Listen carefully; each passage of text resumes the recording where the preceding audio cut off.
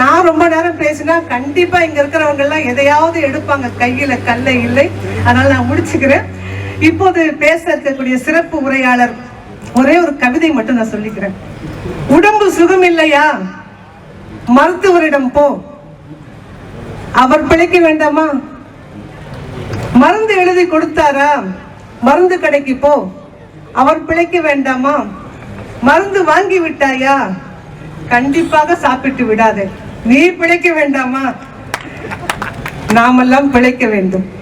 அதனால அந்த மருந்து நமக்கு வேண்டாம். இந்த மருத்துவர் கொடுக்கக்கூடிய மருந்தை நாம் உண்ணலாம். இந்த மருத்துவர் நிச்சயமாக நம்மிடம் பிளட் டெஸ்ட், யூரின் டெஸ்ட் அதெல்லாம் எழுதி கொடுக்க மாட்டார்.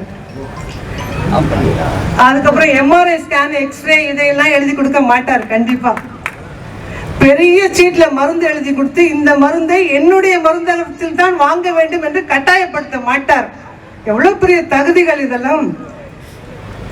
இவ்வளவு ஏங்க கத்தி இல்ல, ரத்தம் இல்ல, எதுவுமே இல்லாமல் நம்முடைய மனநோயை தீர்த்து வைக்கக்கூடிய மனநல மருத்துவர் எங்களுடைய நகைச்சுவை வேந்தர், நகைச்சுவை நாயகர் அல்ல, நகைச்சுவை வேந்தர் ஐயா மோகனசுந்தரம் ஐயா அவர்கள் வந்திருக்கிறார்கள்.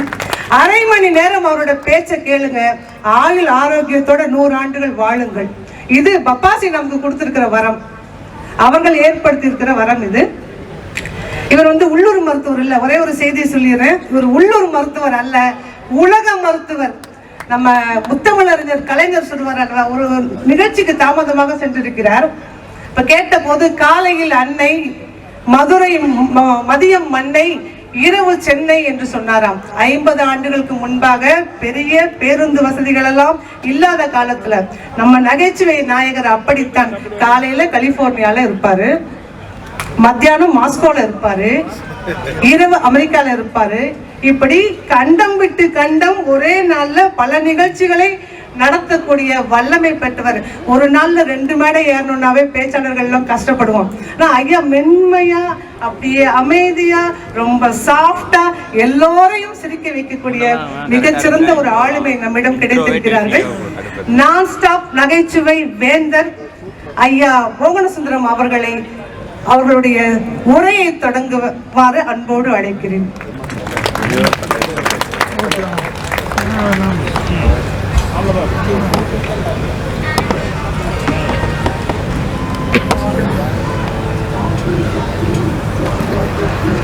நாற்பத்தைந்தாவது புத்தக கண்காட்சி நடத்தி கொண்டிருக்கும் பப்பாசியின் தலைவர் அன்பு சகோதரர் வைரவன் அவர்களே, செயலாளர் திரு முருகன் அவர்களே, இந்த விழா, இன்றைய விழாவிற்கு வரவேற்புரை வழங்கி அமர்ந்திருக்கும் பப்பாசியின் துணைத் தலைவர் திரு புருஷோத்தமன் அவர்களே, இந்த நிகழ்ச்சியை தலைமையேற்று நடத்தி ஒரு சிறந்த சொற்பொழிவை வழங்கிய என் அருமை சகோதரர் மருத்துவர் ஜெய ராமமூர்த்தி அவர்களே, ஒரு நல்ல கவிஞர், பேச்சாளர், கட்டுரையாளர், பட்டிமன்ற நடுவர், நல்ல மருத்துவர், இப்படி ஒரு பல்கலைக்கழகமாக விளங்கி கொண்டிருக்கும் ஜெயராமூர்த்தி அவர்களுக்கு பின்னால் பேசுவதில் மகிழ்ச்சி அடைகிறேன்.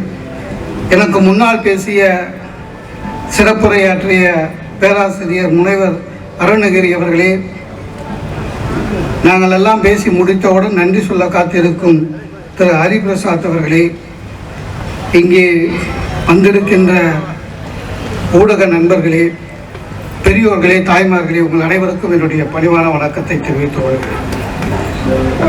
வணக்கம்னு சொன்னால் திருப்பி கை தட்டினா அதை நான் வணக்கம்னு எடுத்துப்பேன். இந்த பப்பாசி சார்பில் இன்னைக்கு பேசுறதுக்கு தேதி கேட்கும்போது செயலாளர் முருகன் அவர்கள் எனக்கு தொலைபேசியில் பேசினார். பேசிட்டு டேட்டு சொன்னார், டைம் சொன்னார், வந்துடுறேன் சார்னு. அதுக்கப்புறம் சார் தலைப்புனார். சடனாக எங்கிட்ட யாரும் தலைப்பெல்லாம் கேட்குறதில்ல. தலைப்புன்னாரு, வாங்க சிரிக்கலாம்னு போட்டுக்கலாமா அப்படின்னாரு. நான் சொன்னேன், இல்லை சார், துன்பம் மறந்துடு அப்படின்னு சொன்னேன். ஒரு நிமிஷம் சைலண்டாக இருந்தார். அவருக்கு என்னன்னா, நல்ல கருத்து பேச டாக்டர் வராரு, ஒரு ஆய்வு கருத்து சொல்ல அருணகிரி ஐயா வராரு. இவனை சிரிக்க வைக்கிறதுக்கு கூப்பிட்டாக்கா இவன் பாட்டு ஒரு நல்ல துன்பம் மறந்துட்டுன்னு தத்துவம் பேசுவானோன்னு பயந்தார். அவருக்கு தெரியல, தலைப்பு தான் வேற. எந்த தலைப்பு கூப்பிட்டாலும் நம்ம பேசுறதா பேசணும். நான் இங்கே வர்றதுக்கு முன்னால் டைம் ஆயிடுச்சுன்னு சொல்லி நம்ம பப்பாசி தலைவர்கிட்ட கேட்டேன், எவ்வளோ நேரம் சார் பேசலான்னு. கொஞ்சம் 45 நிமிஷத்தில் முடிச்சிருங்க, இப்போ ஜனங்க சுற்றின்னு போகிறாங்க பாவம், ஏன்னா இங்கே வந்தால் மாட்டிக்க போகிறோன்னு அப்படின்னு. நம்ம அறிமுகப்படுத்தின சகோதரிக்கு என்னுடைய வணக்கங்கள். இங்கே நிறைய பேர் இப்போ ஆடியன்ஸிலே நிறைய பேர் நான் ஏதோ டாக்டர்னு நினச்சின்னு இருப்பாங்க. அந்த மாதிரி புகழ்ந்து பேசிச்சு. உண்மையான டாக்டர் அவர் தான். இது இல்லாமல் பயந்துக்கிட்டே இருந்தேன் நான், மனநல மருத்துவர் எங்க சட்டுன்னு வார்த்தை மாறி மனநல நோயாளின்னு ஏதாவது சொல்லிட போதும். நான் டாக்டர் இல்லை. ரொம்ப ஒரு அற்புதமான ஒரு நிகழ்ச்சி. இப்போ துன்பம் மறந்துடுன்னு ஒரு தலைப்புல பேசுறோம். துன்பம் மறந்துடுன்னு ஏன் சொல்றோம்? ஏன்னா நம்ம எல்லாருமே யாருமே இப்போ நிகழ்காலத்துல வாழறது இல்லை. நீங்க சராசரியா நம்ம உள்படதான் நிறைய பேர் பாருங்க, ஒன்று இறந்த காலத்துல இருப்பான், இல்லைன்னா எதிர்காலத்துல இருப்பான். சார் நாங்கெல்லாம் சார் 10 வருஷத்துக்கு முன்னால எப்படி இருந்தோம் தெரியுமா எங்க குடும்பம்னுவான். அவன் பக்கத்துல நின்னீங்கன்னா நம்மளை சூசைட் பண்ணிக்கிற அளவுக்கு பேசுவான் சார். சில பேர் இருக்கான், இன்னும் 5 வருஷத்துல பாருங்க என் இடமே வேற, நான் வேற மாதிரி. இதையே அவன் 10 வருஷமா சொல்லின்னு இருக்கான். அதாவது இறந்த காலத்திலேயே இருப்பார்கள், இல்லை என்றால் எதிர்காலத்திலேயே இருப்பார்கள். நடந்த காலத்தில் இருப்பதுதான் உண்மையிலேயே இன்பம். எப்போ துன்பம் வரும் தெரியுமா? நமக்கு நடந்த பிரச்சனைகளை நினைத்து நினைத்து பார்க்கிற பொழுதுதான் துன்பம் வரும். இந்த கொரோனான்றது துன்பம், பெரிய துன்பம் இல்லையா? அது கூட துன்பம் இல்லைங்க, நம்ம எச்சரிக்கையா இருந்துக்கலாம். இந்த கொரோனால இருந்த 2 வருஷத்துல வாட்ஸ்அப்ல நிறைய டாக்டருங்க ஆயிட்டானுங்க. அவன் அள்ளி விடுறான் சார். அன்னைக்கு ஒரு நாள் நான் ஒரு வாட்ஸ்அப்ல பார்த்தேன், ஒரு மெசேஜ் இருக்கு, 50 வயசுக்கு மேல நிறைய பேர் குளிக்கிற ரூம்ல மாரடைப்பால் மரணம் அடைகிறார்கள் ஏன் அப்படின்னு டாபிக் போட்டு விட்டான். இப்ப நான் வாட்ஸ்அப்ல வர்றது நிறைய நம்புறது இல்லை, இருந்தாலும் 50 வயசு ஆயிடுச்சு. குளிக்கும் போது வேற ஹார்ட் அட்டாக் வருதுன்னு பேசுறான். நம்ம டெய்லி 2 வேளை குடிக்கிறவன், படிச்சுதான் பார்ப்போமேனு படிச்சேன். அதை அவன் பேசியிருக்கான் சார். 50 வயசுக்கு மேல நீங்க குளிக்க போகும் பொழுது தண்ணி எடுத்து உடனே தலையில ஊத்திக்காதீங்க. ஏன்னா தலையில ஊத்திங்கன்னா ரத்தம் கிடுகிடுன்னு கீழே இறங்கி இதயத்தை அடிக்கும். எப்படி குளிக்கணும்னா, குளிக்கிறதுக்கு முன்னால தண்ணியை காலில் ஊத்துங்க, வெயிட் பண்ணுங்க கொஞ்சம் கொஞ்சமா. சார் அதை நம்பல, ஆனாலும் வயசு 50 ஆயிடுச்சு. முன்னெல்லாம் நான் பாத்ரூம் போனா ஷவரை திருப்பி ஜாலியா குளிச்சுட்டு வரவேன் சார், 10 நிமிஷத்துல வெளில வந்துடுவேன். இப்ப அரை வரை வருது, காலில் ஊத்தி வெயிட் பண்ணி ரத்தம் ஏறுற அளவுக்கு, அதாவது நம்ம அப்படியே ஆத்திடுவாங்க. இதெல்லாமே பெரிய துன்பம் தான். இந்த ஒர்க்கிங் சிஸ்டம் மாறிடுச்சு பாத்தீங்களா சார்? ஆபீஸுக்கு போகும்போது இருந்த மகிழ்ச்சி ஒர்க் அட் ஹோம்ல இருந்ததா? இல்ல. இந்த கம்ப்யூட்டர்ல இருக்கிற நண்பர்கள்லாம் எப்படிதான் அந்த வேலையை செய்யறாங்கன்னு தெரியல சார், ரொம்ப கஷ்டம். நம்ம அவங்களெல்லாம் சில சமயம் ரொம்ப ஜாலியான ஆளுங்கன்னு நினைப்போம். இல்லை சார், உண்மையிலேயே வீட்டில் உட்காந்து வேலை செய்யற கஷ்டம் தண்ணி பார்த்தா தான் தெரியும். எனக்கு என்னன்னா, ஆபீஸுக்கு போயிட்டோம் வச்சுங்க சார், ஒரு 10 ஹவர் வெளியில சுதந்திரமா இருக்கலாம் சார். அம்மா ஒய்ஃபு பிரச்சனையே இல்லை, நினைச்சது பேசலாம். சரியா? வீட்டில் அது முடிய முடியாதுல்ல. இது ஒர்க் அட் ஹோம்ல எனக்கும் வந்து மாட்டுச்சு. எங்க ஆபீஸ்ல ஐயோ நான் மட்டும் அவஸ்தை இருக்கு பார் சார். சிஸ்டம் ஓபன் பண்ணி உட்கார்ந்துட்டு, வீட்டில் ஒரு சின்ன வீடு தானே, 900 ஸ்கொயர் ஃபீட்டு, வீட்டில் சத்தம் கேட்குதுன்னு ஹெட்ஃபோன் வச்சுக்கினேன். என் ஒய்ஃப் நடந்துன்னே சொல்றா, எல்லாத்துலயும் ஒரு திருட்டுத்தனம் உனக்குன்னா. ஓபன் பண்ணா என்னோட ஹெச்ஓடி, என் ஹெச்ஓடி கொஞ்சம் அழகா இருப்பாங்க சார். இவ என்ன பண்ணுங்க, இப்படி வந்துட்டு ஸ்கிரீன்ல எங்க ஹெச்ஓடியை பார்த்துட்டான். அவளுக்கு என்ன தோணுச்சு தெரியல, இப்படி வந்து முன்னாடி நின்றுட்டான். இது லேப்டாப்புக்கு பின்னாடி நின்றுட்டு சைகையிலே கேட்குறான், இது யாரு? நான் ஆஃபீஸ் வேலை பார்த்துன்னு இருக்கேன், சொல்ல முடியாது. அந்த அம்மா புரிஞ்சுக்கிச்சு. வாட் மிஸ்டர் மோகன் சுந்தரம், எனி ப்ராப்ளம் அப்படின்னு ஒரு 1/2 hour முடித்தேன். முடித்த உடனே என் ஒய்ஃப் கேட்டாங்க, யாரோ ஒரு பொம்பளை பேசுகிறா, சிரிச்சு பல்லெல்லாம் காமிச்சின்னு பதில் சொல்கிற, நான் ஏதாவது கேள்வி கேட்டேன்னா உருன்னு பதில் சொல்கிறியேன்னு. நான் சொன்னேன், அந்த அம்மா மாதமான 1 லட்ச ரூபாய் எனக்கு சம்பளம் கொடுக்குது, அதனால் சிரிச்சு பேசுகிறேன். அந்த 1 லட்சத்தை முழுசாக நீ வாங்கிக்கிற, உங்ககிட்ட எப்படி சிரிச்சு பேச முடியும்? இல்லைங்க, சிஸ்டமே மாறி போச்சு. இப்போ ஆஃபீஸில் வந்து டை கட்டி யாரை பார்த்தாலும் பயமாக இருக்குது, வேலையை விட்டு எடுத்துருவானுங்கன்னு. அன்னைக்கு உட்காந்தே இருக்க ஒரு 6 அடியில் ஒருத்தன் டை கட்டி நின்றுதான், எழுந்துட்டேன், வணக்கம் சார்னா. அவன் என்ன விட பவ்யமாக வணக்கம் சார்னா. இவன் ஏன் நம்மளுக்கு பவ்யமாக வணக்கம் சொல்கிறான்னு பார்த்தேன். நீங்கள் அப்படின்னு எனக்கு என்னன்னா, கார்பரேட் ஆஃபீஸ்லேருந்து எவனா செக்கிங்க்கு வந்திருக்கான்னு நினச்சேன், வேலையை விட்டு எடுத்துருவானுங்களேன்னு. அவன் சொன்னான், இல்லை சார் நான் இன்சூரன்ஸ் பிடிக்கிறதுக்காக வந்திருக்கிறேன் அப்படின்னா. போயா அப்படின்னா, சம்பளமே ப்ரீமியம் லெவலில் தான் வந்து இருக்குது. என்ன இது சார்? கொரோனா துன்பம் தானே. நான் அப்பப்போ இன்பம் துன்பம் சொல்லிக்கினே இருப்பேன். ஏன்? டாபிக்ல இருக்கேன்னு அர்த்தம். கொரோனா துன்பம் தானே. என் ஃப்ரெண்டை கேளுங்க, டேய் அதை விட இன்பம் எதுவுமே இல்லைன்னா. ஆச்சரியமா போச்சு. அவனுக்கு கொரோனா வந்தது சார். ஃபோன் பண்ணி சொன்னேன், டேய் பார்த்துக்கிட்ட, எல்லாரும் சொல்லுவாங்களே அட்வைஸில் அள்ளி விடலாம்ல, பார்த்துக்கோ, ஜாகிரதை, தனிமையாக இரு, வீட்டில் கூட யாரோடையும் பேசாத, ஒரே ரூமில் இரு, வேணும்னா சிஸ்டத்தை உள்ளே எடுத்தும்போ, மியூசிக் கேளு, புக்கு படி, இளையராஜா துணை இருப்பார். நான் அந்த தெருப்பக்கமே போல ஒட்டிக்கு போகுதுன்னு எல்லாம் அட்வைஸ் ஃபோன்லேயே அள்ளி விட்டேன். அவன், நீ வேறடா, இதை விட சுகம் எதுவுமே இல்லைடா. நான் சொன்னேன், என்னடா கொரோனா வந்துருக்குது, வீட்லயே 14 நாள் உள்ள ரூம்ல போட்டு வச்சிருக்காங்க, இதை விட சுகம். ஆமாடா, யாரும் தேவையில்லாம என்கிட்ட பேசுறது இல்லை, ஒய்ஃப் உள்பட. நான் சுகம். அதுவும் இல்லாம கதவுக்கு உள்ள இருந்து நான் எது கேட்டாலும் 2 நிமிஷம் வந்துடுது. முன்னெல்லாம் ஒரு காபி கேட்டா 1/2 hour 1 hour ஆகும். இப்ப அப்படி கிடையாது. கேட்ட உடனே டக்குன்னு கதவு தட்டி வாசல்ல வச்சுட்டு போயிடுவாங்க.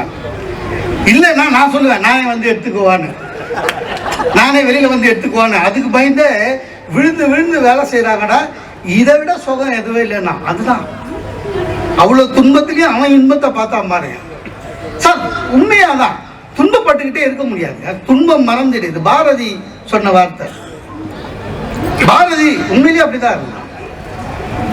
காலையில சாப்பாடு இல்லை பாரதிக்கு, வீட்டு வாடகை செலுத்த முடியல, ஏழ்மை, ஆனால் எழுதினான், எத்தனை கோடி இன்பம் வைத்தாய் இறைவா இறைவான். அதுதான் துன்பம் மறந்துடு சார். துன்பத்தில் வந்து நிறைய, நான் ஒரு கட்டுரை படிச்ச ஒரு டாக்டர் எழுதியிருந்தாரு. என்னன்னா, உங்க மனசு துன்பம் ஆயிடுச்சு, உங்க மனசை யாராவது காயப்படுத்திட்டாங்க அப்படின்னா, அந்த மனசை காயப்படுத்துவர்களை மன்னிப்பதற்கு உங்களுடைய மூளை 8 முதல் 10 மாதம் வரை எடுத்துக்கொள்கிறது. ஆய்வு கட்டுற, அதாவது அந்த ஆளை நம்ம வந்து மன்னிக்கிறதுக்கு 10 மாசம் ஆகுமா? அப்படிதான் ஒண்ணு இல்லை, எனக்கே தெரியும் சார். 20 வருஷம் ஆகுது சார் எனக்கு கல்யாணம் ஆகி. இப்ப எங்க மாமனாரை நினைச்சா கூட பிபி ஏறும். நம்மளால மன்னிக்கவே முடியல. நம் பொண்ணை நல்லா தெரிஞ்சு வச்சுன்னு நம்மளுக்கு கல்யாணம் பண்ணி கொடுத்தாரு பாரு, அந்த கோபம் இன்னும் அடங்கல. இந்த கொரோனா அவருக்குள்ள வந்தது. காஞ்சிபுரத்தில் இருக்காரு மாப்பிள்ள, கொரோனான்னு உள்ள ஒரு மகிழ்ச்சி. டக்குன்னு நான் என்ன பண்ணேன், ஏதாவது ஒண்ணு சொல்லணுமே அவருக்கு சமாதானமான. மாமா என்ன ஏதாவது பிரச்சனையா, வேணும்னா வாங்க அப்போலோல சேர்த்து விட்டுறேன்னு. அவரு உஷாராயிட்டாரு. இவன் வேற எதுக்கும் திட்டம் போடுறான்னு, இங்க கவர்மெண்ட் ஆஸ்பத்திரியில பாத்துக்கிறேன். நல்லாயிட்டாரு சார். துன்பம் என்பது சில பேர் வந்து நல்லது பண்ணா இன்பம், அதெல்லாம் தப்பு. வள்ளுவன் சொன்னான் பாருங்க, நன்றாற்றலும் தவறுண்டாம். இப்போ அப்படிதான் இருக்கு. யாருக்காவது சேவை செய்யணும்னா கூட கஷ்டம், அதுலயே நமக்கு துன்பம் வரும். நீங்க சேவை செய்யறது பிரஜையாருக்கு ஹெல்ப் பண்றது நன்மை நினைச்சிடாதீங்க, ரொம்ப கஷ்டம் சார். இப்ப என்ன மாதிரி ஒரு பேச்சாளருக்கு எது இன்பம்? மக்கள் கை தட்டுறாங்க, ரசிக்கிறாங்க. வெளியில எங்கேயாவது பார்த்தா சார் உங்க நிகழ்ச்சியை நாங்கள் யூடியூப்ல பார்க்குறோன்றாங்க, சந்தோஷமா இருக்கும். எது துன்பம்? சில வகை இப்படிலாம் இருக்கு, இன்பத்தில் துன்பம் இருக்கு. நம்மளை நிறைய பேருக்கு தெரியுதுன்றது இன்பம், சில சமயம் அதுவே நமக்கு துன்பமா மாறும். நான் எந்த ஊருக்கு போனாலும் ட்ரெயினுக்கு போகும்போது அரை ஹவருக்கு முன்னால போயிடுவேன் சார். ட்ரெயின் எவ்வளோ லேட்டாக வந்தாலும் பரவாயில்ல, நான் அரை ஹவருக்கு முன்னால போயிடுவேன். அது என்னோட கொள்கை. ஏன்னா அதை விட்டுட்டு படுற அவஸ்தையை விட அது பெட்ரு. நான் ஒரு ஊருக்கு போயிட்டு அரை ஹவருக்கு முன்னால, என் ட்ரெயின் வர்றதுக்கு அரை ஹவருக்கு முன்னால ஒரு ஸ்டேஷனுக்கு போனேன். பிளாட்ஃபார்மில் நடந்துக்கிட்டே இருக்கேன். உங்களுக்கு தெரியும்ல, இந்த ரயில்வே பிளாட்ஃபார்மில் வந்து ஒவ்வொரு பெரிய ஸ்டேஷன்லையும் போலீஸ் ஸ்டேஷன் இருக்கும். அந்த எஸ்ஐ வெளியில் நிற்கிறார். அவர் தெரியல, மப்டியில் இருந்தார். அவர் செல்ஃபோன் பேசி சார் அப்படின்னாரு. சரி தெரிஞ்சவர் அக்கௌண்ட் நினச்சிட்டு இந்த வணக்கம் சார்ண்ணா ஊருக்கா அப்படின்னாரு. ஆமாம் சார். என்ன ட்ரெயின் என்னாரு தெரியாமல் ட்ரெயின் பேர் சொல்லிட்டேன். அதுக்கு இன்னும் அரவு இருக்கே சார், வாங்க அப்படின்ட்டு ஸ்டேஷனுக்கு கூட்டு போயிட்டார். வாங்க உட்காருங்க.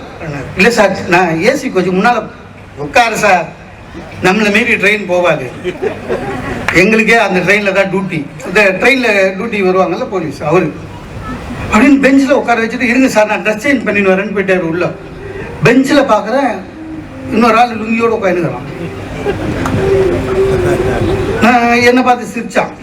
அவனுக்கு என்னன்னா நம்ம கூட இன்னொரு அக்யூஸ்டம் மாட்டின்னுக்கிறாங்க.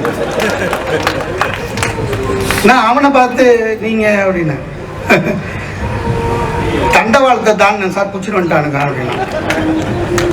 நீங்க அப்படின்னா சொல்லணும்ல, நான் பிளாட்ஃபார்ம்ல நடந்து வந்தேன் புஷ்னு வந்துட்டான். ஓ இப்போ பிளாட்ஃபார்ம்ல நடந்து வந்தா கூட பிடிக்கிறானுங்களான்னா அவன். இந்த எஸ்ஐ உள்ள போனாரு, ட்ரெஸ் சேஞ்ச் பண்ணாரு, நைட் ஷிஃப்ட் வர போலீஸ்லாம் வந்தாங்க சார். வந்தாங்க என் எதிர்க்க என்கிட்ட பேசணுமேன்றதுக்காக அந்த பையனை போ அப்படின்னு விரட்டி அனுப்பிச்சிட்டாங்க திட்டிட்டு. அவன் போகும்போது அந்த பையன் சொல்லிட்டு போறான், இந்த போலீஸ், இந்த ஸ்டேஷன் போலீஸ் நல்லவங்களாகிறாங்க சார், ஒன்றும் கேட்கல, திட்டி அனுப்புவாங்க, நீ கூட மூஞ்சி பாவமாக வச்சுக்கோ, உன்னையும் அனுப்பிச்சிடுவாங்கன்ட்டு எனக்கு அட்வைஸ் பண்ணிட்டு போயிட்டான். இவங்க ஒரு அரை ஹவர் பேசினாங்க சார். பேசி திருப்பியும் நான் போகிற ட்ரெயின் வரட்ட இருக்கேன். ட்ரெயின் வந்ததுங்க. இவங்க நாலு போலீஸ், ஒரு எஸ்ஐ, எல்லாம் கையில் துப்பாக்கி வேற வச்சுன்னுக்குறாங்க. ஒருத்தர் சொல்றாரு உங்க பேக் கொடுங்க சார், நான் எத்தனை வேணாம் சார்னு. அந்த ஏசி கோச்சு முன்னால இருக்கும். என்ன கூட்டி போகும்போது பார்த்தா சுத்து போலீஸ் சார், நடுவில் நான். அந்த ஜன்னலோரத்தில் கம்பார்ட்மெண்ட்ல, ஜெனரல் கம்பார்ட்மெண்ட்ல ஒரு அம்மா என் காது பட சொல்லுது, இந்த காலத்துல எவனையும் நம்ப முடியல, என்ன அரெஸ்ட் பண்ணி கூட்டிட்டு போறாங்கன்னு நினைச்சுக்கிறாங்க சார். நான் நினைக்கிறேன் அந்த அம்மா அடுத்த நாள் தினத்தந்தி பேப்பர்ல தேடி இருக்கோம் என் பேரை. அதாவது எல்லா இன்பத்திலையும் துன்பம் இருக்கு. ஒரு நல்ல செய்தா துன்பம் சார். இந்த விழா நடக்காத நாள்ல, இந்த சனி ஞாயிறு, எல்லா சனி ஞாயிறும் நம்ம வெளியூர் போயிடுவோம். ஏதாவது ஒரு ஊர்ல பேச்சு இருக்கும். ஃப்ரீயா ஏதாவது ஞாயிற்றுக்கிழமை வந்ததுன்னா அந்த மதுராந்தகத்துக்கிட்ட ஒரு ஆதரவற்ற முதியோர் இல்லம் இருக்கு. நான் வந்து ஒரு தொண்டு உள்ளமா அங்க போய் பேசுவேன். பேமெண்ட் எல்லாம் எதுவும் வாங்க மாட்டேன், நம்மளால முடிஞ்சது. சீனியர் சிட்டிசன் ஒரு ஹவர் பேசி அவங்கள சிரிக்க வச்சுட்டு வந்துடும். நான் ஒரு நாள் போய் பேசுறேன், ஒரு பெரியவர் இங்க வாங்கினாரு. எப்பவுமே கூப்பிட்டு ஆசீர்வாதம் பண்ணுவாங்க, அது ஒண்ணுதான் கிடைக்கும் அங்க. ஆசீர்வாதம் பண்ணிட்டு அவர் சொன்னாரு, தம்பி நீன்னா உன் இஷ்டமா வர, நல்லா இருக்கு, நீங்க பேசும்போது எங்களுக்கு சிரிப்பா இருக்கு, கவலையெல்லாம் மறக்கிறோம். ஒன்று செய்யுங்க, பேசாம எங்களுடைய தங்கிடுங்க, ஞாயிற்றுக்கிழமை இங்கேயே, அதாவது ஆதரவற்ற முதியோர் இல்லம். ஏன்டா அப்பா போகணும்னு ஆயிடுச்சு. அதாவது நல்லது செய்யணும் சார், உண்மையா சார், நாம அனுபவிச்சிருக்கேன் சார். அன்னைக்கு எத்திராத்தி காலேஜ் வழியா வரேன், எவனோ ஒருத்தன் ஒரு ஸ்டூடெண்ட் ஒரு பொண்ணோட பேக்கை பிடின்னு ஓட்டுக்கிறான் பைக்ல. அந்த பொண்ணு மை பேக் இருந்துச்சு. நம்ம சும்மா இருக்கலாம்ல, உதவி நல்லது செய்வோம்னு நினைச்சு என்னமாச்சு, அங்கிள் என் பேக்கை பிடிக்கின்னு ஓட்டான்ச்சு. ஏம்மா ஐடென்டி கார்டெல்லாம் விடுங்க அங்கிள், என் ஃபோன் மாட்டிக்கிச்சு இருந்து. அதாவது identity card, college library card, அதை பற்றி அந்த பாப்பாவுக்கு கவலை இல்லை. ஃபோன் போயிடுச்சு. நான் ஒன்று ஃபோன் போயிடுச்சா கவலையே படாத, ஜிபிஎஸ் மூலமாக இப்போ போலீஸ் சீக்கிரமாக கண்டுபிடிச்சிடுவாங்கன்னு சும்மா இல்லாமல் சார் தொண்டு உள்ளமாக ஸ்டேஷனுக்கு கூட்டி போனேன். இன்ஸ்பெக்டர் இருந்தார். என்ன சார் உங்கள் பேக்கை யாரோ பிடிங்கின்னு போயிட்டாங்க. நீங்கள் யாருன்னு நான் போய் நின்றேன் சார். கூட்டினேன். அவருக்கு என்ன தெரியல, கூட்டின்னு வந்தேன். திடீர்னு சார் அவரு அவன் பிடிங்க போனவன் யாரு, உன் கூட்டாளி தானே அப்படின்னு. கூட்டாளியா?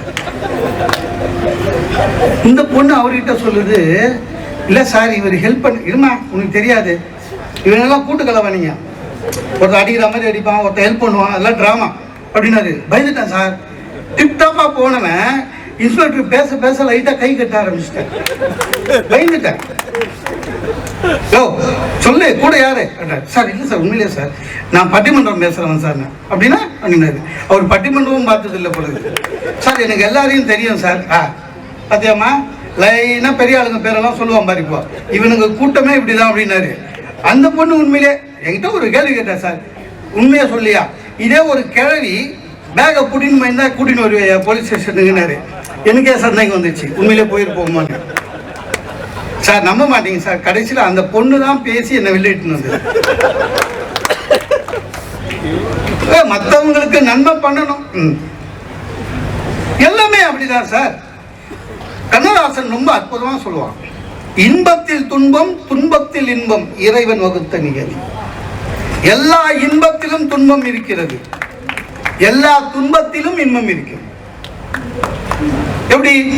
ரெண்டு உதாரணம் என் வாழ்க்கையில இருந்து சொல்றேன் சார். நீங்க நிறைய பேர் பிளேன்ல போயிருப்பீங்க. பிளேன்ல போறதுன்றது ஒரு சுகம் இல்லையா? அதுவும் வெளிநாட்டுக்கு போறதுன்னா இன்னும் சுகம். டாக்டருக்கு தெரியும். ஒரு 9 ஹவர் லண்டனு, ஒரு 16 ஹவர் யூஎஸ், சுகம்.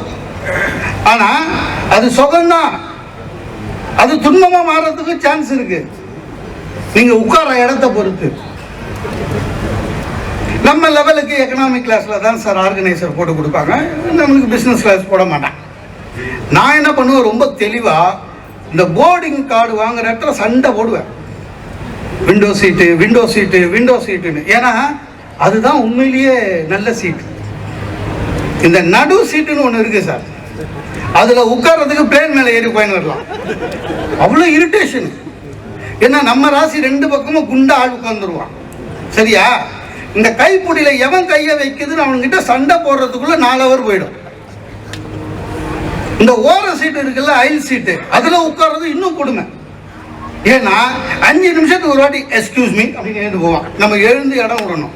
அங்க அப்படியே ஒதுங்க முடியாது. ஏன்னா எக்கனாமி சீட்ல சீட்டு கம்மி, இடம் கம்மி, ரொம்ப கஷ்டமா இருக்கும். நம்ம ராசி அவர் டயபெட்டிக் பேஷண்டா இருந்தாலும் சுத்தம். தூங்கும் போதெல்லாம் எழுப்பின பாரு எக்ஸ்கியூஸ் மீன்னு ரணவேதனை. நான் ஒரு முறை லண்டன் போகும்போது அந்த பொண்ணுகிட்ட சண்டை போட்டேன். இதான் window seat. No sir, already ஆன்லைன்ல புக். Window seat please. கெஞ்சி கூத்தாடி விண்டோ சீட் வாங்கினேன் சார். உள்ள போனோன்னு பார்த்தீங்கன்னா என் விண்டோ சீட்டு சூப்பராக இருந்தது சார். அதை பார்த்ததுலேயே எனக்கு மகிழ்ச்சி ஆயிடுச்சு. இந்த ஃப்ளைட்ல எமர்ஜென்சி எக்ஸிட்னு இருக்கும் சார், அதுக்கு ஒட்டின ஒரு window seat.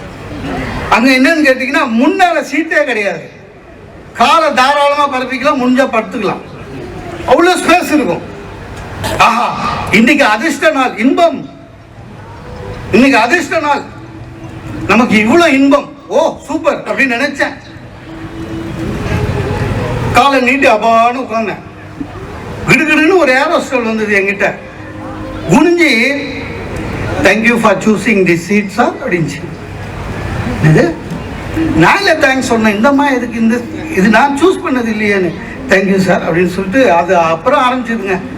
Sir if any thing cos wrong, இந்த எமர்ஜென்சி விண்டோவை திறப்போம், அது வந்து நீங்கள் தான் ஹெல்ப் பண்ணணும். அது எப்படி திறக்குதுன்னு நான் இப்போ சொல்லித்தரேன், கவனிங்க. நம்பர் 1 அப்படின்னது எனக்கு விட்டு போச்சு. ஆனால் தெரியாத மாதிரி வார்த்தைகள். என் பக்கத்தில் இருக்கிறவன் சொல்கிறான், சார் சரியா கவனி சார், எங்க எல்லா உசுரும் உங்ககிட்ட தான் இருக்குது. நான் ஏதோ பைலட்டு மாதிரி சார். உண்மையிலேயே ஏண்டாப்பா அந்த சீட்டு வாங்கணும்னு ஆயிடுச்சு. வேத்து விறுவிறுத்து அந்த பையன் தூக்கமே வரலைங்க. அது இல்லாம அந்த குறிப்பிட்ட ஏரோஸ்டர் கிடுகிடுன்னு நடந்து வந்து வச்சுக்கலாம், பயமா இருக்கும். தரக சொல்லுமோன்னு அந்த அந்த லண்டன்ல இறங்கணும் சார். இறங்கணும் அபாடான்னு இருந்தது. ஆனாலும் மனசு ஓரத்தில் அவ்வளோ கற்றுக்கிட்டு அதை யூஸ் பண்ண முடியாமல் போயிடுச்சுன்ற ஒரு வருத்தம் வேற இல்லை. சரி, என்னைக்காவது உதவும். இன்பம் என்று நினைத்தோம், அதில் துன்பம் இருக்கிறது. சரி, துன்பத்தில் இன்பம் இருக்கா? இருக்கு. நீங்க தீபாவளி முடிஞ்ச உடனே அடுத்த நாள் பேப்பர் பாருங்க, நம்ம தமிழ் பேப்பருங்கள 2 விஷயம் கண்டிப்பா இருக்கும். என்னது? ஒண்ணு, சென்ற வருடத்தை விட இந்த வருடம் மது விற்பனை 5 கோடி அதிகம், 6 கோடி அதிகம். அது ஒண்ணு. ரெண்டாவது, தீபாவளி சீட்டு போட்டு நடத்தி 1 கோடி ரூபாய் ஓட்டம் போலீஸ் தேடுது. அது கண்டிப்பா இருக்கும். எத்தனை வருஷம் ஆனாலும் நம்ம ஆளுங்க ஏமாறதுக்கு ரெடியா இருக்கான் சார். உண்மையிலேயே இந்த தீபாவளி முடிஞ்சது 2 நாள் கழிச்சு பார்க்குறேன், என் ஒய்ஃப் உம்முன்னு வந்தாங்க. என்னன்னு இல்லைங்க, வந்து என்ன இல்லை, வீட்டு செலவுக்கு நீங்கள் கொடுக்குற காசை மிச்சம் பண்ணி, மிச்சம் இல்லை ஆட்டையை போட்டது மிச்சம் பண்ணி சீட்டு போட்டேன். நானே பக்கத்து வீட்டு அக்கா, அந்த அக்கா எல்லாம் லேடிஸ் எல்லாம் சீட்டு போட்டேன். அந்த ஆள் ஓடி போயிட்டாங்க. இதுவரை எவ்வளோ கட்டினேன்னு 85,000 ரூபாய். கடைசி சீட்டு எடுக்கலான்னு இருந்தேன். 85,000 ரூபாய் நஷ்டம் சார். 85,000 ரூபாய் என் பணம் நஷ்டம். துன்பம் தான் இல்லை, அதில் ஒரு இன்பம் இருக்கு. ஏன்னா என் மனைவி அன்னைக்கு காட்டின பணிவு, மரியாதை, அந்த கல்யாணம் ஆகி முதல் வாரம் நடந்தா பாரு, 20 வருஷம் கழிச்சு அதை அப்படியே பார்த்தேன். இந்த மரியாதை கிடைக்கணும். 85,000 ரூபாய் எப்போ வேணாலும் சம்பாதிக்கலாம். போட விட்ட நீங்க எல்லாரும், எல்லா ஹஸ்பண்டுங்களும் கமிஷன் ஆஃபீஸில் கம்ப்ளைண்ட் கொடுக்குறாங்க. நீங்களும் போய் நல்ல பவ்யம் போனேன். அங்க பார்த்தா நம்மளை விட பெரிய பலியாடுங்க நிறைய இருக்குது. பெரிய கியூ. அது எல்லா ஒய்ஃபுங்க கொடுத்து ஏமாந்து கீழே நிற்கிறோம். ஒரு அசிஸ்டன்ட் கமிஷனர் வந்து அவருக்கு என்ன தெரியுது பார்த்துட்டு, சார் நீங்க கூட வாங்கினாரு. நான் சொன்னேன், இல்லை சார் ஒய்ஃப். என்ன சார் நீங்க ஒய்ஃபை கண்ட்ரோல் பண்ணி வைக்க வேணாவா? அவரு நம்ம அவர் வீட்டில் கண்ட்ரோல் பண்ணி வச்ச மாதிரி யார் வீட்டில் கண்ட்ரோலாக இருக்குதுங்க? ஆனால் சார் இப்பவும் அந்த பவ்யம் அப்படியே இருக்கு. தீபாவளியிலேருந்து பொங்கல் கூட முடிஞ்சிச்சு, பவ்யம் அப்படியே இருக்கு. ஏதாவது திருப்பியும் ஒரு உனக்கு பேச ஆரம்பிச்சா உடனே கேட்பேன், இந்த வருஷம் எங்க சீட்டு கட்டலையா? சைலண்ட் ஆயிடுவா. எல்லாமே அப்படிதாங்க. எதுவாக இருந்தாலும் சார், இடுக்கண் வருங்கால் நகுகன் வள்ளுவன் ஏன் சார் சொன்னாரு? நிறைய பேர் சொல்லுவாங்க, சார் துன்பம் வரும்போது எப்படி சார் சிரிக்குதுன்னு. டேய், அது பேர் துன்பமே இல்லை. வரா மாதிரி இருக்கும்போதே சிரிச்சிடணும். மாமனார் வீட்டுக்கு வராருங்க, சிரிக்கல நம்ம, அவ்வளவுதான். நம்ம வீட்டுக்கு போகும்போது, நம்ம அவங்க வீட்டுக்கு போகும்போது மாமனார் சிரிக்கல, அவ்வளவுதான். எல்லாத்துக்குமே அப்படிதான் சார். வாழ்க்கையில வந்து நடக்க நம்மளுடைய தப்பு என்னன்னா, ஒரு நிகழ்வில இருந்து தவறான பாடத்தை நாம் கற்றுக்கொள்கிறோம். அதான் நாம் செய்த தப்பு. தவறான பாடம் சார். ஒரு அண்ணன் தம்பி, அண்ணன் குடிகாரன், வாழ்க்கைய வேஸ்ட் ஆக்கிட்டான். வேலைக்கு போறதில்லை, குடிப்பான், பிளாட்பாரத்தில் படுத்துன்னு இருப்பான். அண்ணன் தம்பி, அவன் கூட பிறந்தவன், கஷ்டப்பட்டு அவனே முன்னுக்கு வந்து படிச்சு பட்டம் பெற்று தொழிலதிபர் ஆயிட்டான். அண்ணன் கிட்ட போய் ரிப்போர்ட்டர் கேட்கறான், நீ இப்படி குடிச்சு நாசமா போயிருக்கிய, யார் காரணம்னு. அண்ணன் சொன்னான், எங்க அப்பா அப்படின்னா. ஏன்னா ஆமா, அந்த ஆளு வேலைக்கு போக மாட்டான், குடிப்பான், எங்க அம்மாவை போட்டு அடிப்பாரு, சம்பளத்தை வீட்டுக்கு எடுத்துட்டு வர மாட்டாரு, எங்களுக்கெல்லாம் சரியா சாதம் போடாதவர். அவரை பார்த்து நான் கத்துக்கிட்டேன். யாரு? அண்ணன். அதே ரிப்போர்ட்டர் தம்பி கிட்ட போனான், நீங்க தொழிலதிபரா, சாதாரண நிலையில இருந்து தொழிலதிபரா வந்தீங்களே, யாரை பார்த்து? ரோல் மாடல் யாருன்னா? தம்பி சொன்னான், எங்க அப்பா அப்படின்னா. ரிப்போர்ட் குழம்பிட்டான். ஏன்னா அப்பா குடிகாரன், அவனை பார்த்து குடிகாரனான அண்ணன். இவன் தொழில் எடுத்து பிறகு உருப்பட்டு இருக்கான், இவனும் அப்பான்றானே. இவன் சொன்னா நான் இந்த நிலைக்கு வந்தது காரணம் எங்க அப்பா. ஏன்னா ஒரு மனுஷன் எப்படியெல்லாம் இருக்கக்கூடாதோ அதை என் அப்பாவிடம் காத்தேன். எங்க அப்பா மாதிரி வாழ்க்கையில எந்த விதத்திலும் நடக்கக்கூடாதுன்னு நினைச்சு மாறி நடந்தேன். நான் ஒரு நிகழ்வு தான், ஆனால் நாம் கற்கிற பாடம். நிறைய பேருக்கு வாழ்க்கை சுவாரஸ்யமா இருக்க தெரியலைங்க, அதான் பிரச்சனை. அதனால்தான் துன்பப்படுகிறோம். வாழ்க்கைன்றது சுவாரஸ்யம் சார், ஜாலியா எடுத்துக்கணும். கொஞ்ச நாள் தானே இருக்க போறோம். ஓஷோ சொல்லுவாரு, life is the festival, celebrate it. வாழ்க்கையை கொண்டாடுங்கள். புத்தர் சொன்னார், ஒவ்வொரு வினாடியும் வாழ்ந்து கொண்டு இருக்க வேண்டும். நம்ம இல்ல. சில பேர்லாம் சார் வாழ்க்கையில திட்டம் போடலாம், அது வேற விஷயம். ஆனா எல்லாத்துக்குமே திட்டம் போடக்கூடாது சார். 8-12க்கு குளிக்க போகலாம், ஐயோ அதெல்லாம் ரொம்ப போரு. சில பேர் பார்த்துக்கிறீங்களா, எனக்கு அவங்களால பார்த்தாலே கொஞ்சம் லைட்டா சுவாரஸ்யமா இருக்கும். ஆனா ஏன் இப்படி இருக்காங்கன்னு அவங்கள பார்த்தா கவலையா இருக்கும். ஊருக்கு போனோம்னா 2 மாசத்துக்கு முன்னாடியே டிக்கெட் புக் பண்ணுவாப்பல சார். 2 மாசத்துக்கு முன்னாடியே அந்த ரயில்வே சொல்லியிருக்கல 60 நாளைக்கு முன்னால பண்ணலாம், உடனே போட்டுவோம். இந்த ரயில்வேல டிக்கெட் புக் பண்ணீங்கன்னா நீங்க என்ன சீட்டு ப்ரிஃபரன்ஸ் கேட்டாலும் சரி, அவங்க ஒரு இது வச்சிருக்காங்க சிஸ்டம், அதுக்கு மேலே தான் போகணும். இவன் போடுவான் 3rd AC மிடில் பர்த் வந்துடும். 2 மாசத்துக்கு முன்னால போட்டிருக்கான். ட்ரெயின் கிளம்புறதுக்கு 1 ஹவருக்கு முன்னாடியே ஸ்டேஷனுக்கு போயிடுவாப்ல. அது புறப்படுற ட்ரெயின் பிளாட்பாரத்துக்கு கூட வந்திருக்காரு. ஏறிடுவோம்.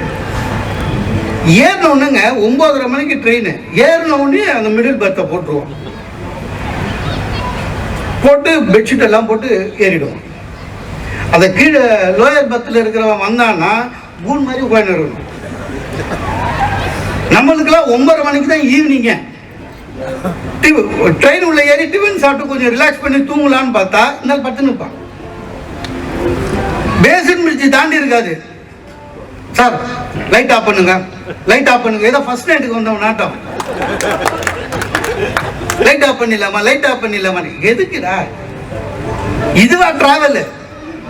சுவாரஸ்யம் இருக்கணும் சார். சில பேர் பார்த்துருக்கேன் சார். நான் எந்த ஊருக்கு போனாலும் சும்மா ஒரு பேக்கை போட்டுன்னு அனாவசியமா வந்து ஓப்பன் டிக்கெட் வாங்கி நேராக உள்ள வருவான்.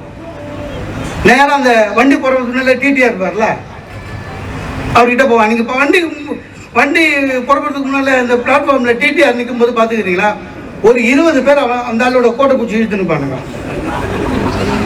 ஒவ்வொருத்தனும் ஒவ்வொரு கதை சொல்லுவான். இந்த நூலாசிரியர்கள்லாம் போனாங்கன்னா ஐயா ராஜமூர்த்தி ஐயா மாதிரி போனால் நிறைய சிறுகதை கிடைக்கும் உங்களுக்கு.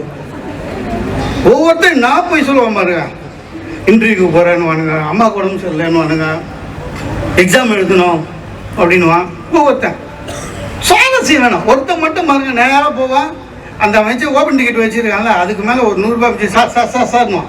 அப்படி டிடி பார்ப்பாரு, 64ல் போய் பாருங்க, முடிஞ்சு போச்சு. வாழ்க்கை சுவாரஸ்யம் சார். அவன் 64க்கு போயிட்டு திரும்பி கீழே வந்துடுவான். சார் அது டிடிஆர், யோ நீ போய் பாடியா, நான் நின்று வரேன்.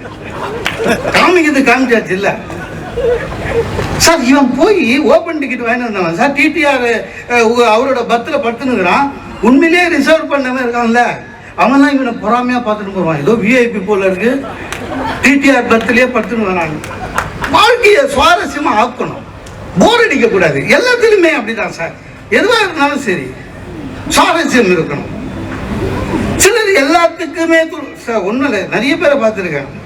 இந்த ஓசியில் கிடைக்கிற கேலண்டர்ல நாள் கேலண்டர் அதை வச்சுட்டு அதில் வந்து எழுதுந்து சார் ஒவ்வொரு ராசிக்கும் இன்றைய நாள்னு. அதெல்லாம் சீரியஸாக எடுத்துக்கலாமா சார்? இன்னைக்கு காலையிலே போட்டான் டேட்டுக்கு, எனக்கு டைம் சரியில்லை. நான் கூட அதை படிப்பேன் சார், படிப்பேன். யோக நாள் அப்படின்னு இருக்கும், அப்பா அப்படின்னு போயிடும். சில நாள் சிக்கல் உண்டாகும்னு போட்டிருக்கோம். அன்னைக்கு பாரதியார் நினைச்சுவேன், ஜோதிடம் இகழ் இதெல்லாம் பொய் அப்படின்னு நினைச்சுட்டு போயிடுவேன். அவ்வளோதான், நம்ம மனசு தான் சார். ஒன்றும் இல்லை, துன்பம் வரக்கூடாது. வள்ளுவன் சொல்றான் பாருங்க, என்ன அற்புதமா, யாதனின் யாதனின் நீங்கியா நோதல் அதனின் அதனின் இல்லை, முடிஞ்சு போச்சு. எல்லாத்து மேல ஆசை வைக்காத, விடு. சில பேர் கேள்வி கேட்டே சாவடிப்பான். மற்றவங்க பேச்ச சீரியஸா எடுத்துக்கிட்டே விட்டுணும் சார், எஸ்பெஷலி ஒய்ஃப். அவங்க கவலையே வேறங்க, நம்ம லெவல்ல எல்லாம் இல்லை. சார் திடீர்னு பார்க்குறேன் அன்னைக்கு கொஞ்ச நாளைக்கு முன்னாடி ரஜினி சார் வரலன்னு சொல்லிட்டாரு. ஃபைனலாக சொன்னார். நான் காலேஜ் படிக்கிறதுலேருந்து எதிர்பார்த்துருந்தேன். சோகமாக உட்காந்துக்கிறேன். என் சோகம் வேற. என் ஒய்ஃப் அப்போ தான் வந்து எங்க மாவு உயரமாகவே ஆகலைன்னா அப்படின்னு. என்னது மாவு உயரமாகலைன்னா? அதுக்கு அவர் சொல்கிற அர்த்தம் என்னன்னா, மாவு அரைச்சி போட்டால் அடுத்த நாள் புளிச்சு ஹைட் ஆகுமா. அன்னைக்கு ஹைட் ஆகலையா, அது அவளுக்கு கவலை. நான் சொன்னேன் 50 வயசுல நானே உயரமாகலை, உனக்கு அதை பற்றி கவலை இல்லை, மாவு உயரம் ஆகலை. எதுக்கு கவலைப்படுறதுன்னு இல்லை சார். சில பேர் கேள்வி கேட்டு நாசம் பண்ணுவான். நிறைய பேர் அதுக்கே சுற்றின்னு இருக்கான். ஒன்று மட்டும் நிச்சயம், நீங்கள் நீங்களாகவே இருங்கள், அப்பொழுதுதான் உங்களுக்கு துன்பமே வராது. மற்றவங்க பேச்சுக்கு காது கொடுக்க ஆரம்பிச்சிருக்கோம்னா ஒவ்வொரு நாளும் துன்பம் தான்.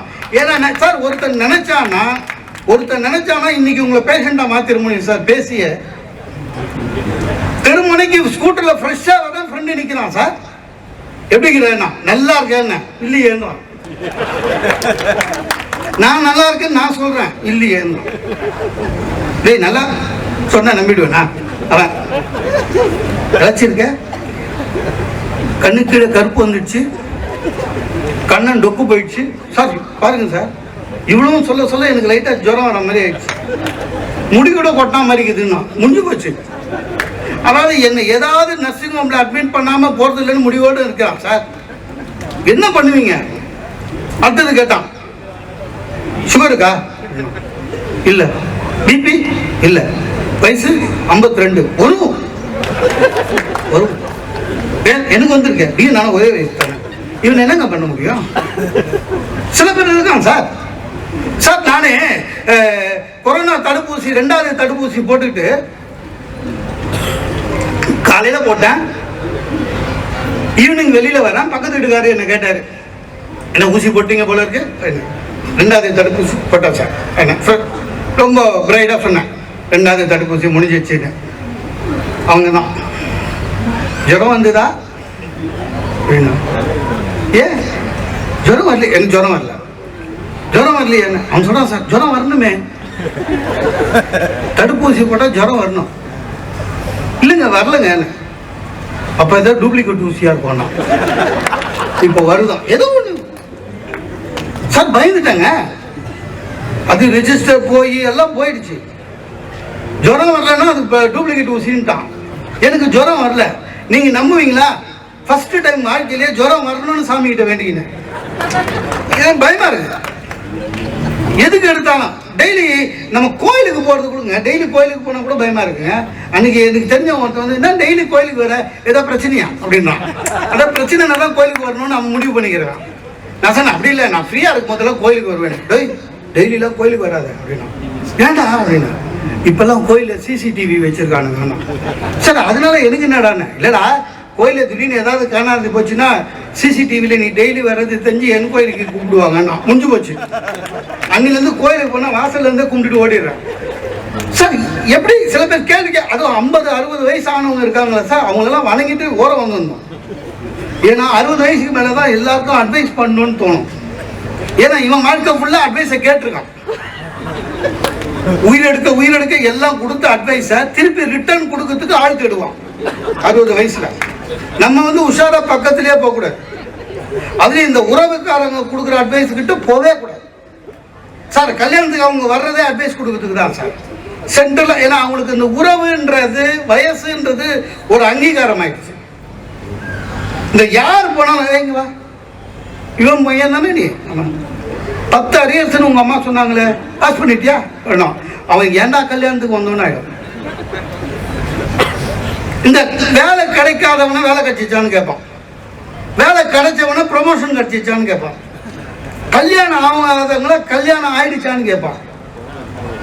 அதுவும் இந்த பொம்பளை பிள்ளைங்களை பிடிச்சி கல்யாணம் ஆகல இன்னும் உனக்கு தோஷமா, எல்லாம் கும்பல் நடுவில் கேட்குற கேள்வி இதெல்லாம் சார். கல்யாணம் ஆனவங்களை கேட்பான் சார், என்ன குழந்தைலாம் இல்லை ஏன்? அதாவது குழந்தை இல்லாத ஒரு தம்பதிகள் கிட்ட ஏன் இல்லைன்னு கேட்கறது அநாகரிகமான ஒரு வார்த்தை அப்படின்னு கூட தெரியாத ஆளுங்க சார். அவன் மனசு என்ன வேதனை தெரியாது. குழந்தை எல்லாம் ஏன்? அடுத்தது டாக்டர் ஒன்று சொல்லுவான், அவங்க கிட்ட போன்னு. குழந்தை பிறந்துச்சு வச்சுங்க, என்ன குழந்தை? பொம்பளையா? என்ன குழந்தை? ஆம்பளையா? வேற என்னடா பிறக்கும்? அதாவது உங்களை இன்பத்துல இருக்கிறவங்களும் ஒத்துக்காத கும்பல் இருக்கு சார். நான் ஒரு பிளாட் வாங்கி ஃபர்ஸ்ட் ஃப்ளோர்ல வாங்கினேன். என் ஒய்ஃப் அப்பவே சொன்னாங்க, சில வாட்டி நல்லதெல்லாம் சொல்லுவாங்க, கிரகப்பிரவேசம்லாம் வேணான்னு. அவளுக்கு என்னன்னா, கிரகப்பிரவேசம் வச்சா எங்க அம்மா அப்பாலாம் வருவாங்க, என் தங்கச்சிலாம் வரும், அதுக்காகவே கிரகப்பிரவேசம் வேணாம், அடமுடிச்சு வேணும்னு. ஊர்ல இருந்து எங்க மாமா வந்தார் சார். எங்க மாமா திருச்சியில இருந்து வராது, அவர் படிப்பறிவு இல்லாதவர், விவசாயி, அவருக்கு அவ்வளோ இது கிடையாது. வந்துட்டார், வந்து ஃபர்ஸ்ட் ஃப்ளோர் வந்தாரு, நல்லா இருக்கே அப்படின்னாரு. இன்னொன்று, அதாவது சில இடத்துல சில கேள்விகள் கேட்கக்கூடாது. எவ்வளோ ஆச்சு, என்னத்துக்கு ஒண்ணுது, மீதிலாம் கொடுக்க போறியா, கேட்கக்கூடாதுங்க. எவ்வளோ கட்டினானா வாழ்க வளமுடன் வந்துடு. அந்த போடுற இட்லி பொங்கல் சட்னி வடை மது வடையோடு திரும்பிடு. எவ்வளோ ஆச்சு சொன்னேன். அப்புறம் என்ன பண்ணாங்க, நடு ஹாலில் இடுப்பில் கை வச்சுக்கினாரு எங்கள் மாமா. ஆமாம், பசங்க வளர்ந்ததுன்னா இந்த பக்கம் இடிச்சு ஒரு ரூம் கட்டிக்கலாமா, ஃப்ளாட்டு? நான் சொன்னேன், இல்லை மாமா, இந்த செவரு வந்து பக்கத்து ஃப்ளாட்டுக்காரனுக்கும் சொந்தம் அப்படின்னு. அப்போ இந்த பக்கம் இதுவும் அப்படிதான். அப்போ இது அதாவது செகண்ட் ஃப்ளோர்காரனுக்கு அதான் கிரவுண்டு.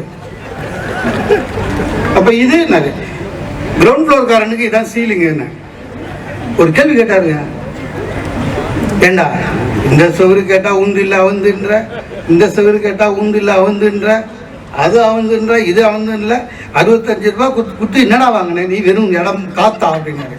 எனக்கே பயந்துட்டேன். அது என்ன கேள்வி கேட்கணும், ஏதோ ஒன்று படிச்சவங்க கூட அப்படிதான் சார் கேட்குறான். என் ஃப்ரெண்டு ரொம்ப பெரிய ஆஃபீஸில் வேலை செய்கிறான். எனக்கு திடீர்னு ஒரு சந்தேகம்டா, நான் இந்த president of India, prime minister, security இருக்காங்களே, பர்சனல் செக்யூரிட்டி, அவங்களாம் எதுக்கு எப்போ பாரு கூலிங் கிளாஸ் போட்டுக்கிறானுங்க, இப்போ அது தேவையாது. நான் சொன்னேன், இல்லைடா எல்லாம் கேட்ராக்ட் சர்ஜரி பண்ணவங்க விட்டுருக்கீங்க, அவங்க ஏன் போட்டிருக்காங்கன்றது வேற. உனக்கு தெரியாது, எது தெரியணுமோ அதை தெரிஞ்சுக்கோ சார். எது தெரியணுமோ அதை ஒழுங்காக கேட்க மாட்டான். அது தெரியுமா, தகவல் அறியும் உரிமை சட்டம்னு ஒரு இந்திய அரசாங்கம் எடுத்துட்டு வந்தது.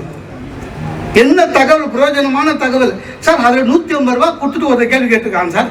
தண்டி யாத்திரையில் காந்தியோடு போனவர்கள் எத்தனை பேர்? ஏண்டா அவங்க எல்லா யாத்திரையும் முடிச்சு போயிட்டாங்களா? இல்ல உண்மையா கேட்டிருக்கான். இன்னொருத்த கேட்டதுதான், நேரு பிரதமராக இருந்த போது அவர் டிரைவர் பேர் என்னன்னு தெரிஞ்சு என்ன பண்ண போற? அதாவது ஏதாவது ஒரு கேள்வி கேட்கிறது எல்லாம் சார். எப்பொழுது உங்களுக்கு துன்பம் வரும், எப்பொழுதெல்லாம் நீங்கள் மாற்றத்திற்கு தயாராக இல்லையோ அப்பொழுதெல்லாம் துன்பம் வரும். சில பேர் பாத்தீங்கன்னா எங்க காலத்துல ஆரம்பிச்சாங்கன்னா கொண்டுடுவான்னு அர்த்தம், கிட்டே போக கூடாது. மாற்றத்துக்கு தயாராகணும் சார். உண்மையா அப்படிதான் சார். எல்லாம் மாறி போச்சுங்க, கல்யாணம் மாறி போச்சு, சிஸ்டம் மாறி போச்சு, கல்யாணத்துல பந்தி போடுறது மாறி போச்சு. சில கல்யாணத்துல எல்லாம் இப்போ பஃபே போடுறாங்க சார். கொடுமை, வேற வழி இல்லை, நம்மள மாறிக்க வேண்டியதுதான். அன்னைக்கு ஒரு நாங்க போன கல்யாணத்துல பஃபே போட்டாங்க. என் ஒய்ஃபு, நான் வந்து புடவை நல்ல பட்டு புடவை இன்னைக்குதான் ஃபர்ஸ்ட் கட்டியிருக்கேன், அங்கே ஒரே கும்பலாகுது. எனக்கு என்னென்ன பிடிக்கும் தான் உங்களுக்கு தெரியுமே, போய் எடுத்துன்னு வந்திருக்காங்க எனக்கும் பையனுக்கும். அப்புறம் நான் கியூவில், நம்ம பேண்ட்டை பற்றி கவலை இல்லை, நான் கியூவில் நின்று கஷ்டப்பட்டு அந்த பிளேட்டில் எல்லாம் வாங்கின்னு வந்து என் ஒய்ஃபிட்ட கொடுத்தேன். 2வது வாட்டி கஷ்டப்பட்டு கியூவில் நின்று என் பையனுக்கு எடுத்துன்னு வந்து கொடுத்தேன். 3வது வாட்டி தத்து எடுத்து போனேன். அந்த ஆள் சொல்கிறான், நீ ஒருத்தனே மாற்றி மாற்றி சாப்பிட்டு மீதி பேருக்கு வேணாமா, கல்யாணத்துக்கு வந்தால் இப்படியா அப்படின்னா அசிங்கமாயிடுச்சு. ஆனால் எல்லாத்துக்கும் தயாராக இருக்கு சார். ஒரு காலத்தில் கடன் வாங்குறது எவ்வளோ கஷ்டம் தெரியுமா சார்?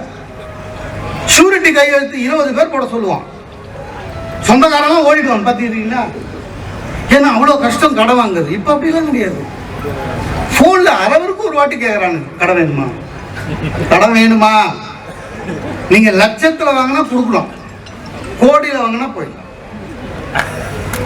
அதை பற்றி வெறும் நியூஸ் பேப்பரில் படிச்சுக்கலாம் போதும் சார். ஒரு காலத்தில் குடிக்கிறது தப்பு சார். குடிக்கிறது ஊரில் எவனாவது குடிக்காரன்னா வச்சுங்களேன், அவனை வந்து ஒரு ஜன்ம விரோதியாக பார்ப்பானுங்க. குடிக்கிறவங்க கூட இல்லை, கூச்சப்படுவோம். நம்ம இந்த பழக்கத்துக்கு அடிமையாயிட்டோமேனு குடிக்க போகும்போதுங்க தலையில் டவலை போட்டுன்னு போவானுங்க குடிக்கிறதுக்கு. இப்போ எவ்வளோ மாறிடுச்சு பார்த்தீங்களா? இல்லை கவர்மெண்ட்டே எம்ஆர்பி போட்டு வித்துனுக்குது, கவலை இல்லை, மாற்றம் எல்லாத்துக்கும் ரெடி ஆகும். பேப்பர்காரங்க கொடுங்க சார். நான் ஒன்று சொல்றேன், ஒரு தவறு குற்றம் செய்கிறான் என்று சொன்னால் அவனை நீங்கள் எப்படி அனுப்பீர்கள்? கேவலமாக தான் கூப்பிடணும், அதான் உண்மை, அதான் என்னோட விருப்பம் சார். இந்த இந்த நம்மளுடைய கலாச்சாரத்தில் 5, 6, 8 பெண்களை திருமணம் பண்ணியிருக்கான் சார். ஒருத்தன் 8 பெண்களை திருமணம் பண்ணான். பேப்பர்காரன் என்ன பண்ண, களவாணின்னு போடணும் இல்லை, போட மாட்டான் சார். 8 திருமணம் செய்த காதல் மன்னன் கைது. என்னடா காதல் மன்னன், களவாணின்னு போட வேணா? 8 திருமணம் பண்ணவனை, கேடு கட்டவனை அசிங்கப்படுத்தவனா காதல் மன்னன் பட்டம் கொடுக்குறான். இல்லை என்ன ஆகுது, நம்மளுக்கு மோட்டிவேட் ஆகுது. ஓ 8 பண்ணா மன்னன்னு கூப்பிடுவாங்களான்னு சார். கடத்தல் பண்றவங்க என்ன யாரு சார்? களவாணி இல்லையா? கடத்தல் பண்றவன் களவாணி. சுப்னா சுரேஷுக்கு தங்க மங்கைன்னு சொல்றாங்க சார். தங்க மங்கை சுப்னா சுரேஷ். ஒரு காலத்துல தங்க மங்கைன்னு பிடி உஷாவை சொல்லிட்டு இருந்தோம், இப்ப அதெல்லாம் போயிடுச்சு. கோல்டு கடத்தினா தங்க மங்கை, எல்லாமே அப்படிதான், எல்லாம் மாறி போச்சு. ஒரு காலத்துல பொண்ணு பார்க்க போனா என்ன பண்ணுவோம், பொண்ணுக்கு சமைக்க தெரியுமான்னு கேட்போம். இப்ப அப்படி கேட்கறது, சம்பளம் எவ்வளோன்னு கேட்கறோம். சம்பளம் சொல்லுது, கல்யாணம் பண்ணிக்கிறோம். சமையல் கோவிந்தா. ஆமாங்க, நான் சம்பந்தம் கை நீட்டி காசு வாங்குறோம்ல அவங்க கிட்ட. அன்னைக்கு என் ஒய்ஃப் சொன்னா, இன்னைக்கு உங்களுக்கு பிரியாணி நாக்கு இருக்குங்களே, சொன்னா கேட்காது. பிரியாணின்னு தொங்க போட்டு உட்காந்து சிக்கன் பிரியாணி பண்றாங்க. அதை பரிமாறும் போதுங்க அந்த ஸ்மெல்லே ஊருக்க நாத்தச்சு. என்னது இது? ஆவக்காய் சிக்கன் பிரியாணி. உனக்கு இது பண்ண தெரியாது, யூடியூப்ல பார்த்தேன். யூடியூப்ல யார் பண்ணதுன்னா வனிதா விஜயகுமார். எதுக்கு பிரச்சனைன்னு சாப்பிட்டேன், ஏன்னா அது ஒரு பிரச்சனையாகும். எதுக்கு தெரியல. சில பேர் சார் தமிழ் பேசுறது நாகரிகம் சார், நம்ம ஆளுங்களும் இங்கிலீஷ் பேசுறான். சில இங்கிலீஷ்ல எனக்கு புரியவே இல்லை. வீட்டுக்கு வர்றவங்க கிட்ட காஃபி சாப்பிடுறியானா, நோ ஐ எம் குட் அப்படின்னா. டே சாப்பிடுறியானா வேணும் வானா சொல்லணும். அது என்ன லாங்குவேஜ் தெரியல, எதுக்கு சொல்றான்னு தெரியல. நோ ஐ எம் குட் அப்படின்னா. அப்படின்னா காபி சாப்பிடுறியான்னு கேட்டவன் பேடா, நீ என்ன சொல்ல வர? எல்லாத்துக்கும் நம்ம மாறிக்கணும் சார். இப்ப உபசரிப்பே மாறிடுச்சு சார். ஒரு காலத்துல சொந்தக்கார வீட்டுக்கு போய் காலிங் பெல் வச்சா வராதவங்க வந்திருக்கீங்க வாங்க, இன்னைக்கு தான் காக்கா கத்துச்சு, நீங்க வருவீங்கன்னு எனக்கு தெரியும், பார்த்து இப்படிலாம் பேசின காலம் போயிடுச்சு. காலிங் பெல் வச்சா குரியர் பையனை பாக்குற மாதிரி பாக்குறாங்க. அவங்களே சொல்றாங்க ஃபோன் பண்ணிட்டு வரக்கூடாது. கிரீன் டீ கொடுக்குறாங்க சார். சார் தப்பா நினைக்காதீங்க, கிரீன் டீ நல்லது, ஆரோக்கியம், அதெல்லாம் அடுத்தது. எனக்கு பிடிக்குமா இல்லையான்னு கேட்கணும். இல்லையா, உனக்கு பிடிக்கும், உனக்கு சுகர் இருக்கு, எனக்கு இல்லை. எனக்கு டிகாஷன் காபி பிடிக்கும், அட வேணுமான்னு கூட கேட்கறது இல்லைங்க. இப்போ எல்லா வீட்லையும் பேப்பர் டிஸ்போசபிள் கப்புங்க. முன்னெல்லாம் விருந்தாளிகள் வந்தால் அவங்களுக்கு கொடுக்கறதுக்காக வெள்ளி டம்ளர் வச்சிருந்த பாரம்பரியம் நம்மளுக்கு. இப்போ எல்லாம் டிஸ்போசபிள், ஏன்னா உறவே டிஸ்போசபிள் ஆயிடுச்சு. டிஸ்போசபிள் எல்லாம். அந்த கிரீன் டீங்க ஏன்னா பிரச்சனை, அதை பால் வேணாம், ஒன்றும் வேணாம், ஒரே ஒரு பேக்கு சுடு தண்ணி. அதை வேற ரொம்ப ஆட்ட முடியாதுங்க. இவன் வாங்கினது மட்டமான பேகு, ரொம்ப ஆட்டினா உள்ளே பிஞ்சுக்கும்.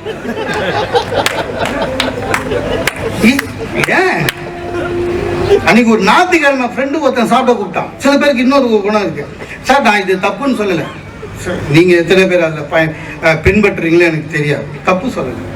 ஒவ்வொருத்தருடைய உணவு முறை ஒவ்வொருத்தருடைய. விருந்தானருக்கு என்ன வேணும்னு கேட்கணும், அதுதான் மரியாதை இல்லையா? சில பேர் இப்ப சிறுதானிய உணவு சாப்பிட ஆரம்பிச்சுட்டாங்க, நல்லதுதான் உடம்புக்கு, ஆனா எனக்கு பிடிக்காது. என் ஃப்ரெண்டு ஒருத்தர் ஞாயிற்றுக்கிழமை மத்தியானம் லஞ்ச் எங்க வீட்டில் இருந்தான். நான் சும்மா நமக்கு நாக்கில் வாசத்து சரி கிடையாது. என் ஒய்ஃப் கிட்ட இன்னைக்கு உன் சாப்பாட்டுல இருந்து விடுதலை அப்படின்னு நக்கலா சொல்லிட்டு ஃப்ரெண்டு வீட்டுக்கு போயிட்டேன். போனா அந்த டைனிங் டேபிள பார்த்தவனே மூஞ்சி சின்னதாச்சு. ஏன்னா நிறைய பதார்த்தம் எதிர்பார்த்தா 3 போட்டு மூடி வச்சுக்குது. உட்கார்ந்தேன் சார், நல்ல பசி. உட்கார்ந்தா என்ன மெனு அப்படின்னா என் ஃப்ரெண்டு ஒய்ஃப் சொன்னாங்க, குதிரவாளி சாப்பாடு, சாம வடை, நான் எதிர்பார்த்துன்னு வந்தது விசேஷமாக ஆமை வடை கிடைக்குமா சார், நம்ம சிக்கன் மட்டன் ஒன்றும் கிடையாது. அப்புறம் ஒரு வழியாக நானே அமைதியாகி, இல்லைங்க நீங்கள் அந்த சாதம் போட்டு உடம்பு ஒரு மாதிரி இருக்கு, ரசம் மட்டும், ரசம் இருக்கா? கொள்ளு ரசம் வேணாங்க. நான் வந்து லைட்டாக குதிரை லாயத்தூள் இருக்கிற மாதிரியே ஃபீல் பண்ணேன். அப்புறம் வெளியில் வந்து என் பிறப்பத்துக்கு முன்னால் என் ஒய்ஃபுக்கு ஃபோன் பண்ணி, ஒன்றும் இல்லைனா கூட பரவாயில்ல, கொஞ்சம் தொகையில் மட்டும் அரைச்சி வை, ரச சாதம் சாப்பிட்டுக்கிறேன்னு வந்தேன். ஒரு எதுவாக இருந்தாலும் சார் பிரச்சனை வரும் சார்.